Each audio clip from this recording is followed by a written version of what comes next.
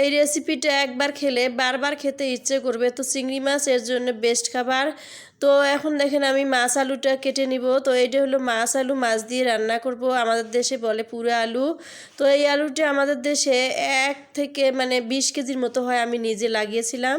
তো এখন তো আমি ঢাকায় থাকি, তো ঢাকায় এখন পাইছি, তাও হঠাৎ করে এখন খেতে ইচ্ছে করতেছে, তাই কিনে আনলাম। এখন আমি রান্না করব এটা চিংড়ি মাছ দিয়ে। তো হ্যালো এভরিওয়ান, আসসালামু আলাইকুম। আশা করি আপনারা ভালো আছেন। আলহামদুলিল্লাহ আমিও ভালো আছি। তো এখন দেখেন চিংড়ি মাছগুলো আমি ভালো করে কষিয়ে নিব। এখানে বাটা মশলা সব দিয়ে দিয়েছি, কারণ বাটা মশলার স্বাদটা অনেক ভালো হয়। আর এখানে দেখেন হলুদের গুঁড়ো এখন দিয়ে দিলাম, কারণ হলুদটা আগে দিলে না ভালো মতন হয় না, রঙটা হয় না। তো এখানে আমি বাটা মশলা দিয়ে মরিচ পর্যন্ত বেটেছি, জিরাও বেটেছি, সব কিছু বেটে দিলাম। দিয়ে ভালো করে কষিয়ে নিয়ে একটু দেখেন মশলার পানিটা পাটা ধোয়া ছিল, তাই এখানে দিয়ে দিলাম। আর এখন ভালো করে লাল লাল করে কষিয়ে এখন আমি আলুগুলো দিয়ে দিব। তো এই মশলাটা ভালো করে না কষালে কাঁচা গন্ধ আসবে। তো আমি একটু ঢেকে দিয়ে ভালো করে দেখেন কষিয়ে নিলাম। এখন উপরে তেল বেরিয়ে আসছে, আর তেল বেরিয়ে না আসা পর্যন্ত মনে করবেন যে আপনারা তরকারি মশলা এখনও কষানো হয় নাই। তো এখন দেখেন আমি আলুগুলো দিয়ে দিলাম, আর ডুমো ডুমো করে আলুগুলো কেটেছি, কারণ আলুগুলো ভেঙে যায়।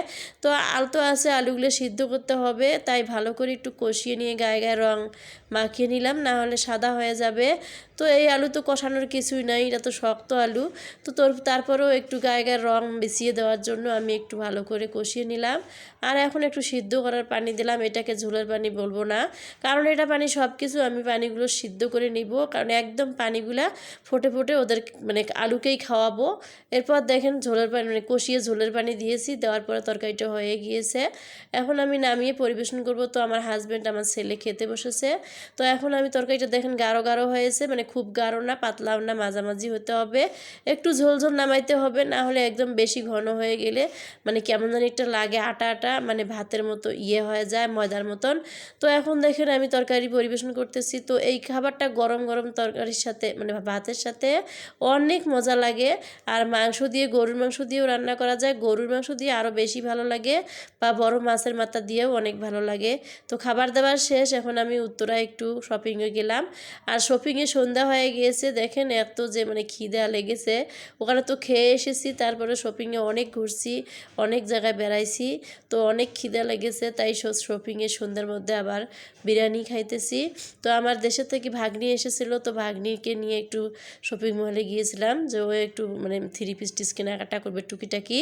তো ওরও খিদে লেগেছে।